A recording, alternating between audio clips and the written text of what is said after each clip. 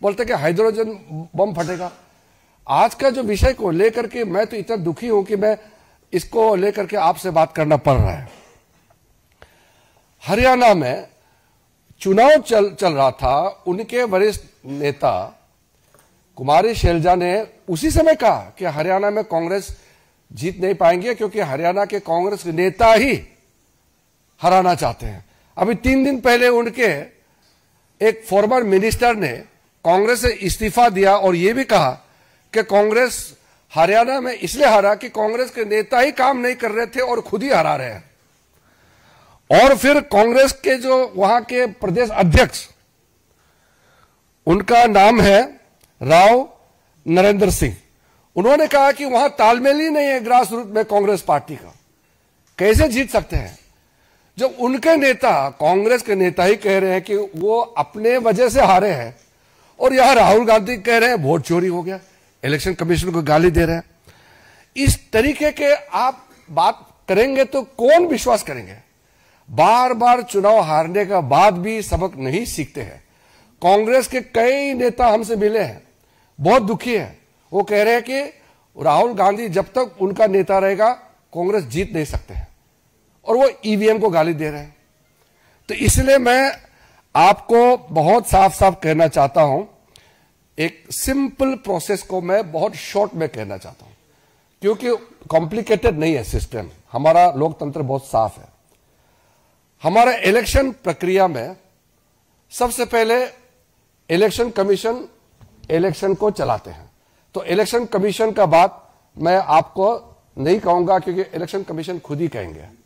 BJP का नाम लिया है और बीजेपी का मुख्यमंत्री का एक क्लिप को चला के बोला है, इसलिए मैं उसको जवाब देना चाहता हूं। हमारे वहां के हरियाणा के मुख्यमंत्री ने एक लाइन कहा कि हम चुनाव जीतेंगे, हमारा अच्छा व्यवस्था है। व्यवस्था मतलब क्या है बीजेपी? हमारा डिसिप्लिन, हमारा काडर, हमारा जो कार्यकर्ता, हमारा नेता का समर्पण, हमारा कार्यकर्ताओं का त्याग, ये है हमारा व्यवस्था, ये है हमारी ताकत। इसी से हम विश्वास से कहते हैं कि हम चुनाव जीतेंगे। हम 24 घंटे दौड़ते रहते हैं। मैंने भी अपना जिंदगी में 3-3, 4-4 महीने गांव घर नहीं देखे हुए अलग अलग जगह में पैदल चलते थे।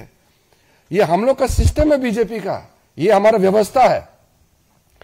इलेक्शन में सबसे पहले वोटर लिस्ट होते हैं, वोटर्स की सूची होते हैं।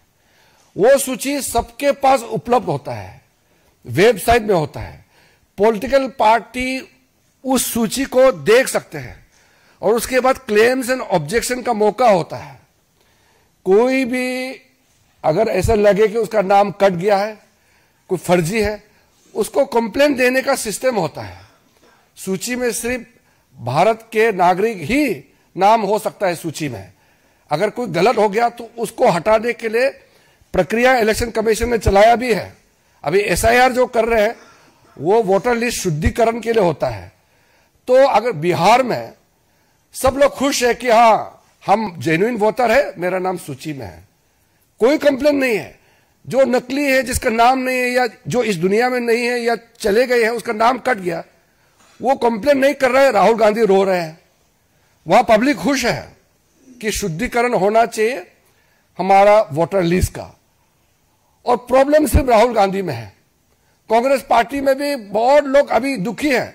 बिहार में कई लोग कह रहे हैं कि राहुल गांधी उनके वहां प्रचार में ना आए, क्योंकि वो आने से जो थोड़ा कुछ चांस है वो भी बिगड़ जाते हैं। आपने देखा होगा वो आरजेडी के नेता भी कभी भी राहुल गांधी का लाइन का बात करता ही नहीं है, क्योंकि राहुल गांधी दुनिया भर का नाम सारा बात करते हैं तो वो लोगों से कोई कनेक्ट होता नहीं है।